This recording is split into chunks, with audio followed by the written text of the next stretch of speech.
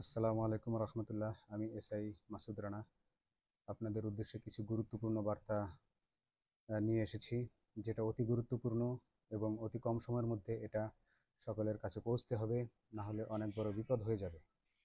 আজকে আপনারা দেখেছেন শেখ হাসিনা কিভাবে বিচার বিভাগীয় কু করার মাধ্যমে সরকারের একটা অস্থিতিশীল পরিস্থিতি সৃষ্টি করতে চেয়েছিল। তার পরিকল্পনা ছিল মাননীয় প্রধান উপদেষ্টা যখন রংপুর অবস্থান করবেন, সেই ফাঁকে বিচারপতিগণ বেঞ্চ বসিয়ে এই অন্তর্বর্তীকালীন সরকারকে অবৈধ ঘোষণা করবে এবং অবৈধ ঘোষণার সুযোগে সে দেশে এসে প্রশাসনের দখল নিয়ে সে নতুন করে হুকুম দিত ধ্বংসযজ্ঞ চালানোর। কিন্তু ছাত্র জনতার দূরদর্শিতার কারণে এবং গোপন ইন্টেলিজেন্স নিউজের কারণে শেখ হাসিনার এই পরিকল্পনা ভেস্তে গেছে এবং এদিকে গোপালগঞ্জবাসী সেনাবাহিনীর ওপর হামলা চালিয়ে বর্বরভাবে তাদের গাড়ি পুড়িয়ে দিয়েছে, অতি দুঃসাহস দেখিয়েছে। আমি আশা করি তারা ইতিমধ্যে তাদের কাজের ফলাফল পেয়ে যাচ্ছে। আহ, আমি শেখ হাসিনার প্রথম আহ, আহ, প্রথম ষড়যন্ত্র তো ব্যর্থ হয়ে গেল।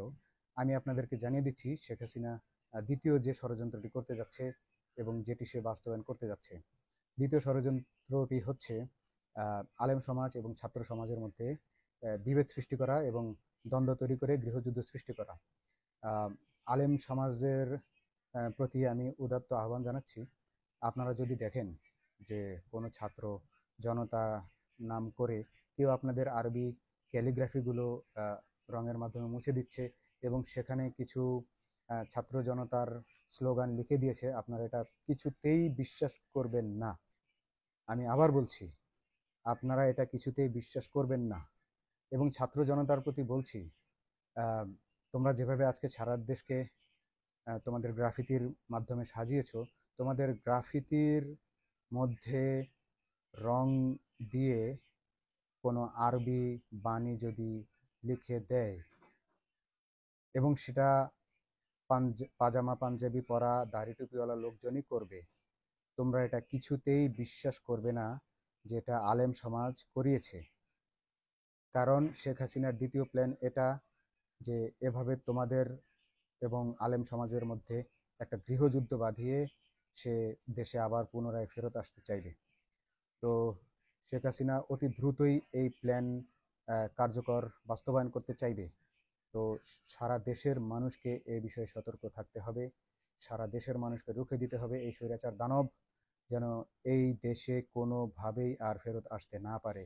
আর প্রশাসনে আওয়ামী দালাল, গোপালী পুলিশ প্রশাসন কারা আছে আমরা সবাই জানি এবং তাদেরকে অতি দ্রুত আউট করতে হবে, নয়তোবা তারা অনেক ষড়যন্ত্র করবে। তারা ইন্টারনাল তথ্যগুলো শেয়ারের মাধ্যমে, আম, গোপন তথ্য ভারতের কাছে পৌঁছানোর মাধ্যমে তারা ষড়যন্ত্রে যোগ দিবে।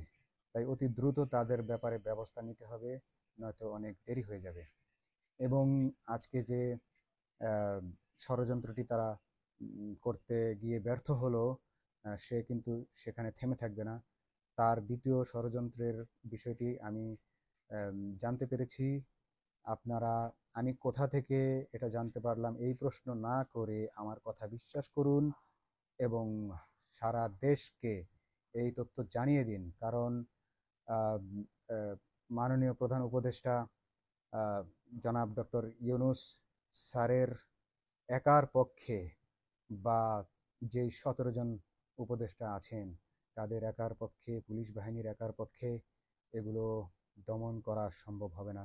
আমাদের 18 কোটি মানুষকে মিলে এই ষড়যন্ত্র দমন করতে হবে।